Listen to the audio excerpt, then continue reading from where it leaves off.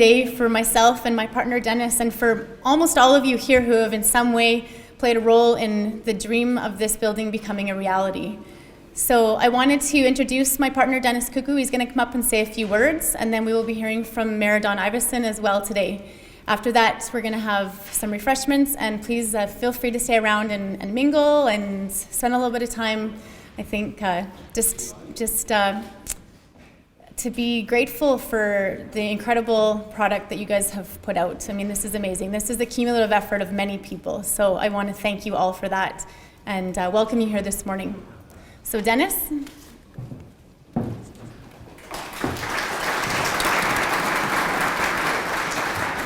Thank you. So good morning, everybody. So for those of you that I haven't had a chance to meet, my name is Dennis. So one of the building's two owners. The other is Christy, which you've met. She's the real intellect of the duo. Louder, is that good? Let me just telescope out here. She's the real intellect of the duo. On the way over here this morning, she said, whatever you do, just don't be witty, charming, or intellectual, just be yourself. So I'm gonna give it a go. So formal welcome to our new home, the Mosaic Centre for Conscious Community and Commerce. I'd also like to extend a warm welcome to Mayor Don Iveson and thank him for coming here to install the last solar panel on this amazing building. He's in a lot of ways the ideal guest of honor for this ceremony for a number of reasons, besides being Don, obviously. He has a long-standing interest in sustainability issues and was instrumental in creating Edmonton's progressive green buildings plan. I also have a bit of a man crush on Don, so this is a shameless ploy for me to get a picture for my mantle.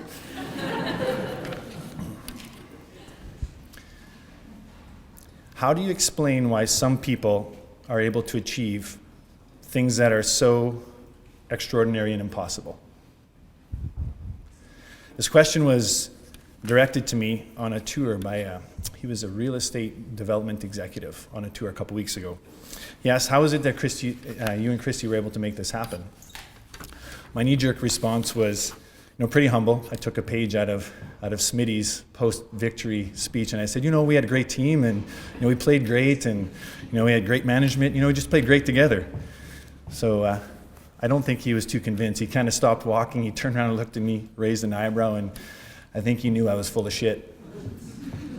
I've been thinking about that conversation for some time, and I've come up with a different answer to that question.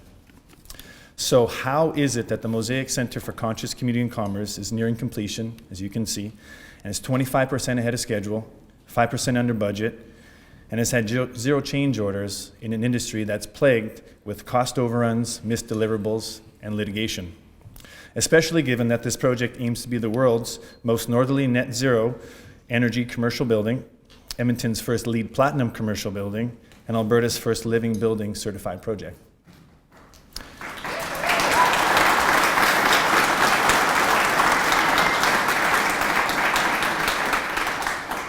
After much self-inquiry, it turns out that the answer to the how we did it lies deep in the core of the why we did it, or the purpose of this project. Christy and I, quite simply, wanted to create the ideal workplace for the employees we serve. A community-focused office building that people would thrive in. A building that offers a childcare facility, in this door over here, a wellness center or fitness studio over here, and a restaurant behind you over there for the tenants and the surrounding community. A building that would provide healthy environment, an abundance of fresh air, natural daylighting, and warm and comfortable spaces for people to work in. A sort of experimental building that aims to inspire people with new ideas and provide an environment that encourages human self-actualization. We also wanted to show that sustainable buildings can be effective, beautiful, and affordable. And in doing so, we desired to prove that there is a better way to do commercial construction. It's no wonder that most everyone thought that Christy and I had our head in a glue bag when we when we took on this endeavor as rookie developers. It was this why that inspired the team and drove the behavior that enabled us to be so successful.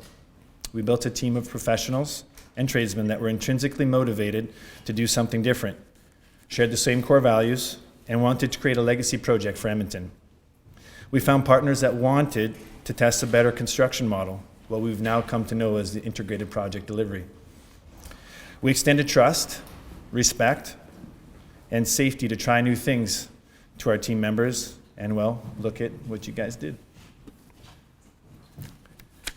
As I look out, I see so many faces of the team and all these people that have been instrumental in making this happen, and it's impossible for Christy and I to publicly acknowledge each and every one of you.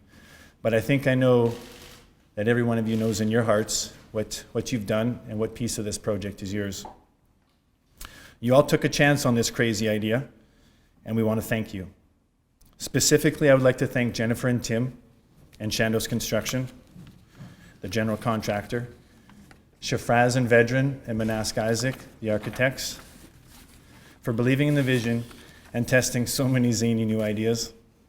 Without your continued support, this would have ended up anticlimactically at the first cocktail napkin. I'm extremely grateful that I can come away from an adventure such as this and say that the architects, the site superintendent, and the project manager are some of my new closest friends. From what I understand, I was talking with Mark, he says that there's actually a boilerplate restraining order in the contract document. So I was reminded of this as I was watching the first episode of the documentary this morning. Shafraz gets a little vulnerable as he tells the whole story, and I think he might have even swore, so it's definitely worth a watch. So yeah, I'm going to stop talking. I'm going to skip a few here. I tend to talk too much. So I'm going to leave you with this. My real hope for this project is that it inspires others to follow what we've started, and that this will not be the greenest office building in Alberta in 5 years. I hope that the Mosaic Centre...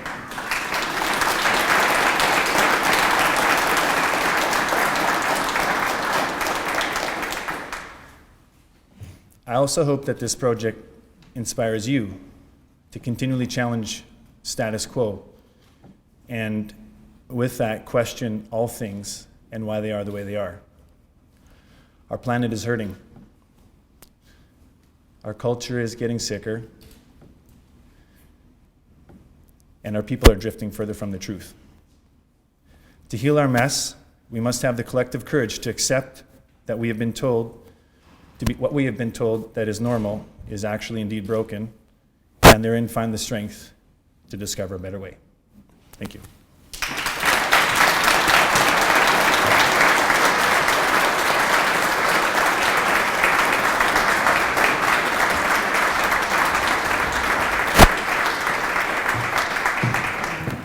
Thank you, Dennis. Well spoken.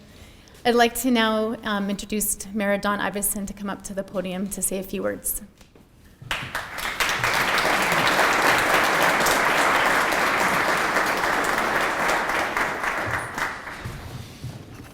Well, I really want to thank Dennis and Christy for accommodating my schedule and underperforming on their solar wall up until now by leaving that one panel for me to install. And I'm really honored to be a part of this, actually, because I really admire the leadership that they have shown alongside a remarkable team of people who are well represented in this room from the design, engineering, and construction segments of this city's economy, which are part of the resilience that we have here. Part of the strength of a diversified economy in Edmonton is not just people who do that work, but people who do this kind of design and construction work at a level that, as we can see in this building, leads the world.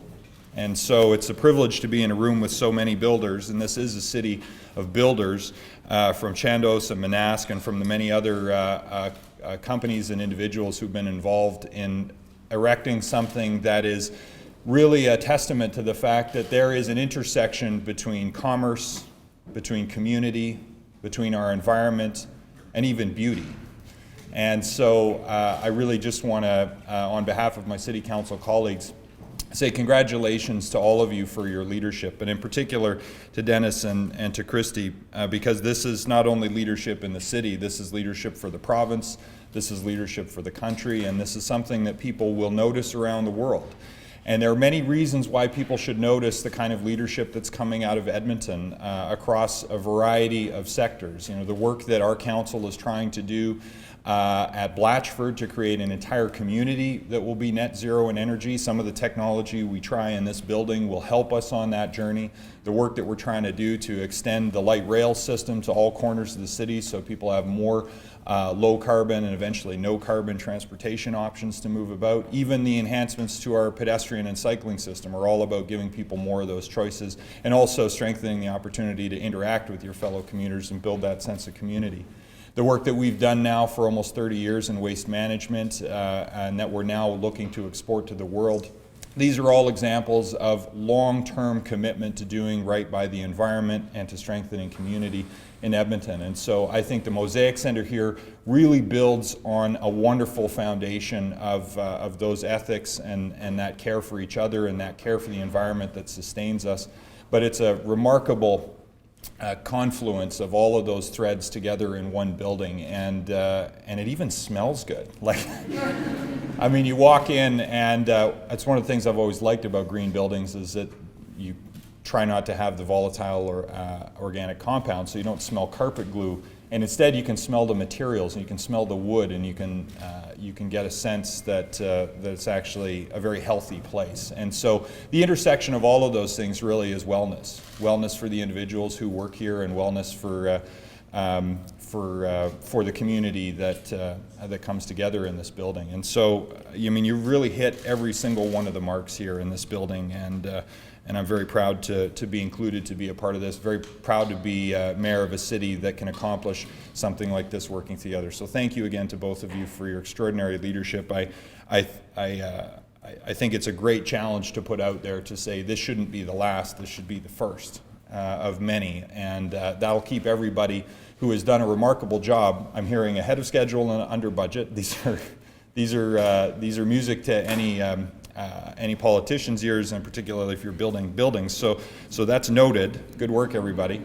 But so you've demonstrated also that it can be feasible and that it can be economic, and that's been one of the barriers. People say that looks good, but I don't know if it's economic. Well, if it can be, and you can demonstrate that, that's going to make everything that was learned on this project relevant to a lot more people. So this is just phenomenal. I'm very proud of the work that's been done here, and just on behalf of all Edmontonians, congratulations. Very well done.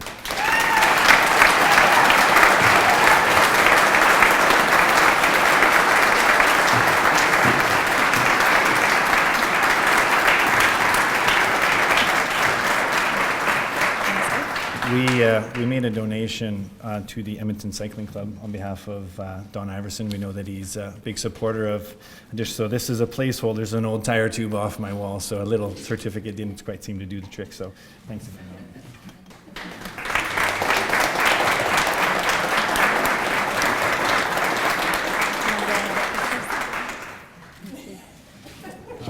So one last order of business here. So we're about to sneak outside to celebrate. What we're about to celebrate is just one of the shining examples of the mass collaboration and technical innovation required on this project. In order to achieve net zero, which means that this building creates as much energy as it uses through the entire calendar year, the team had to design and reiterate a super energy efficient envelope and then power it with solar mounted to the facade. They weren't allowed to put any on the walkways and in the parking lot. It all had to be mounted to the building.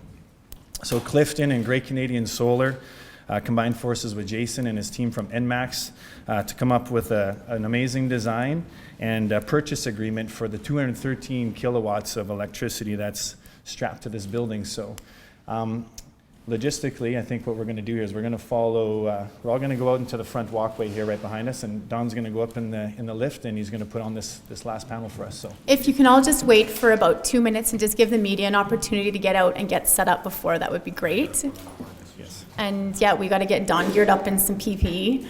And just to let you all know afterwards, once you're finished out there, if you want to come back in and warm up, you're welcome to. There's beverages just in the restaurant area just to the side here. And we will be doing tours of the building as well. So because of safety concerns, we need to have them as guided tours, and we're taking groups of 10. So if you're interested in doing a tour, there's a place to sign up just beside where the refreshments are in the restaurant area as well. Thank you all so much for coming.